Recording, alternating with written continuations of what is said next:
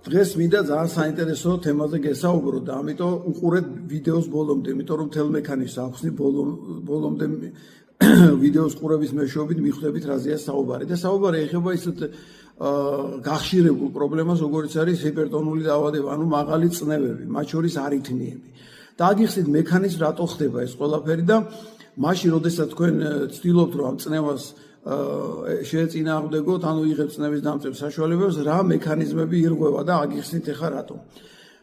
საერთოდ წნევის აწევა ეს არის ორგანიზმის დაცვითი რეაქცია.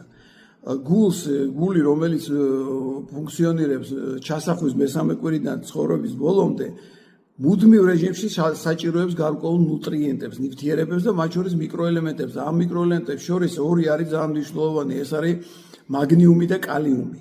და უყურეთ რა საინტერესო მომენტია იმის გამო რომ კვება შეიცვალა ბოლო პერიოდში იცით რომ საკვები პროდუქტები უკვე არის ტექნოლოგიურად დამუშავებული, თერმულად დამუშავებული, შიგ ნუტრიენტები აღარ არის, მათ შორის პროდუქტებს აღარ უყრიან, ხელოვნურ ქიმიურ სასუქსაც კი აღარ უყრიან კალიუმის შემცველს, ამიტომ დეფიციტი საკმაოდ დიდია.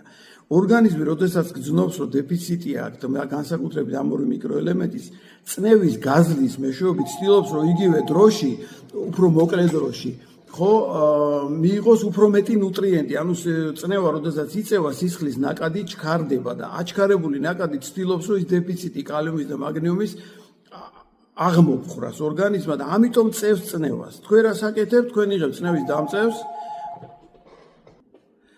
ეს მექანიზმი დაახლოებით გავს აი ფარისების ჯირკვალი, ოსე ჭიყვი გაგიგიათავთ ბევრი იძახით, რომ ფარისების ჯირკვალი გაეზრდა ზომაში. ფარისების ჯირკვალი იზრდება ზომაში, როცა არის მისი ფუნქციის დაქვეითება, როცა ფარისების ჯირკვალი ვერ იღებს საკმარისი რაოდენობით იონს და ცდილობს, რომ ზომაში გაზრდით უფრო მეტი სისხლმა გაიაროს, რომ იმ დეფიციტური რაოდენობის იონი ბევრი სისხლიდან მაინც მიიღოს, ანუ რაოდენობრივად, ანუ პროცენტულად თუ შემცირებული რაოდენობაში მეტი მიიღოს. იგივეს აკეთებს გული.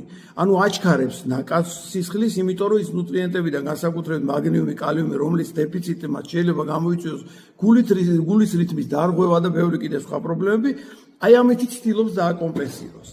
ამ დროს ჩვენ რას ვაკეთებთ, როდესაც წნევა აიწევს, ვიღებთ წნევის დამწევს. ანუ ვიწყებთ სიძარღვების გაფართოებას ერთი მიმართულებით, რომელიც ისევ იგივე პრობლემისკენ გვაბრუნებს და ამ პრობლემას კიდევ მეტი პრობლემა ემატება, იმიტომ რომ წნევის დამწევ საშუალებებში უმეტესში არის ამავე დროს შარდმდენი ნივთიერებები, ხო? ამავე დროს იწყება შარდის მეტი გამოყოფა, ანუ სისხლის თხევადი ნაწილის უფრო მეტი გამოყოფა თირკმლით და შარდით გამოდის. ის გამო სისხლი გარდა იმისა, რომ წნევა ისევ ეცემა და დეფიციტი ისევ იზრდება, კიდევ უფრო იზრდება, იმიტომ რომ